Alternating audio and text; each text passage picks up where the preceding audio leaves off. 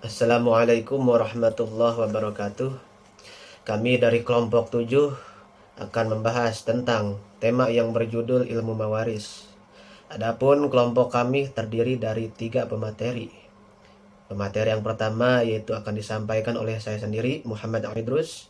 Lalu pemateri yang kedua akan disampaikan oleh Muhammad Nur Fatah. Lalu pemateri yang terakhir yang ketiga akan disampaikan oleh Rizky Aldiatama. Dibuatnya video ini adalah untuk memenuhi tugas ujian akhir semester 3 yang diampu oleh Bapak dosen Ayatullah Mata'anallah fi kulli hayatihi, amin. Amin. Baik, selanjutnya saya akan memasuki pembahasan yang pertama, yaitu tentang pengertian ilmu mawaris. Menurut terminologi adalah orang yang berhak menerima harta pusaka dari yang meninggal.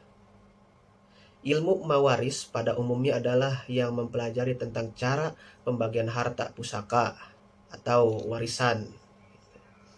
Kata waris adalah bentuk isim fa'il dari kata waritha, yarithu irsan, yang bermakna perpindahan harta milik atau harta pusaka. Jadi ilmu mawaris adalah ilmu yang mempelajari tentang proses atau cara perpindahan harta pusaka peninggalan pewaris mayit gitu kepada ahli warisnya serta berapa bagian masing-masing, seperti itu. Menurut Khairuddin, dalam hukumnya pada dasarnya ilmu mawaris memiliki konsep dasar, yang mana konsep dasar ini memiliki 3 konsep. Yang pertama ada waris, yaitu orang yang mendapatkan harta seorang berhak mendapatkan warisan karena salah satu dari 3 sebab, yaitu pertalian darah, lalu hubungan pernikahan, dan memerdekakan budak. Lalu yang kedua mawaris, yaitu orang yang telah meninggal dan mewariskan. Maksudnya kepada ahli warisnya gitu, harta kepada ahli warisnya. Baik meninggal secara hakiki dalam arti ia telah menghembuskan nafas terakhirnya, atau meninggal secara takdiri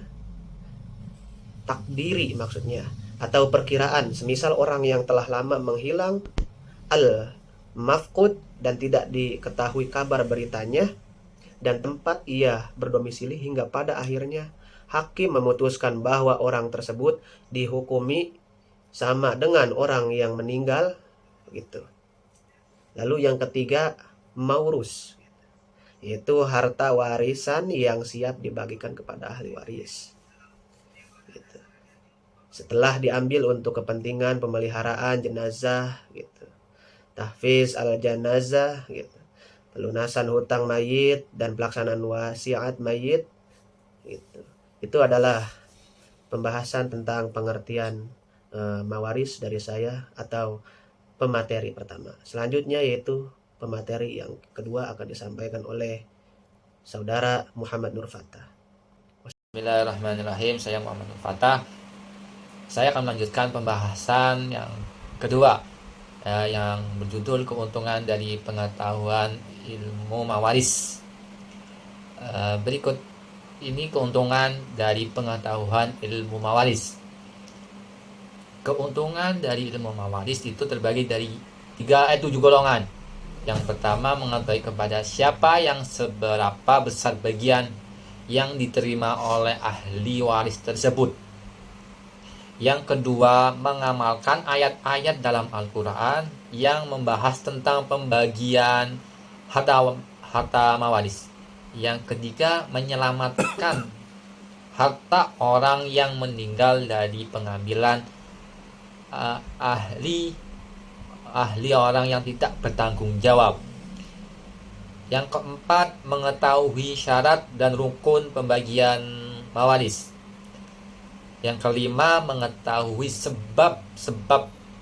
sebab-sebab pewarisan. Yang keenam, menghindari perselisihan antara ahli waris atau keluarga yang ditinggalkan. Yang ketujuh, memahami asal-asal hukum kewarisan Islam. Terima kasih dari pembahasan yang kedua, keuntungan dari pengetahuan ilmu mawaris. Selanjutnya, sumber hukum al-mawaris.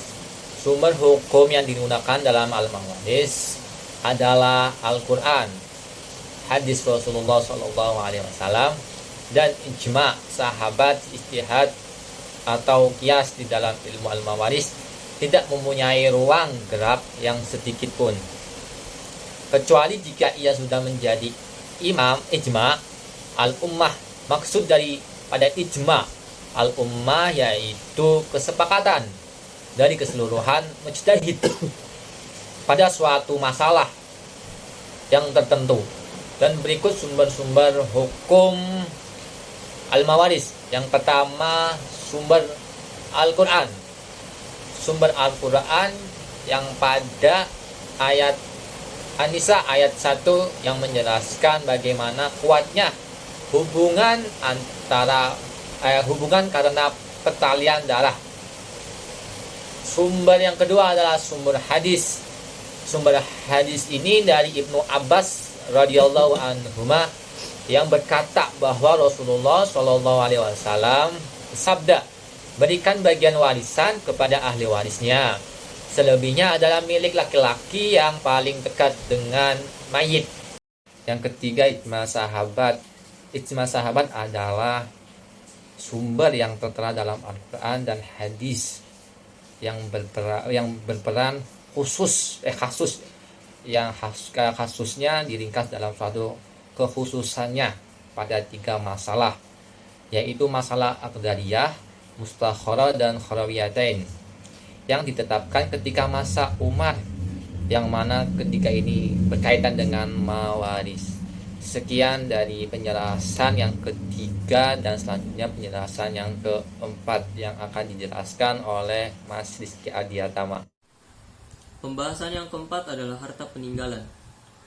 Di dalam ilmu fikih, harta peninggalan lebih familiar dengan sebutan tirkah, yaitu segala sesuatu yang ditinggalkan oleh orang yang meninggal dunia atau si pewaris, berupa harta benda atau materi secara mutlak.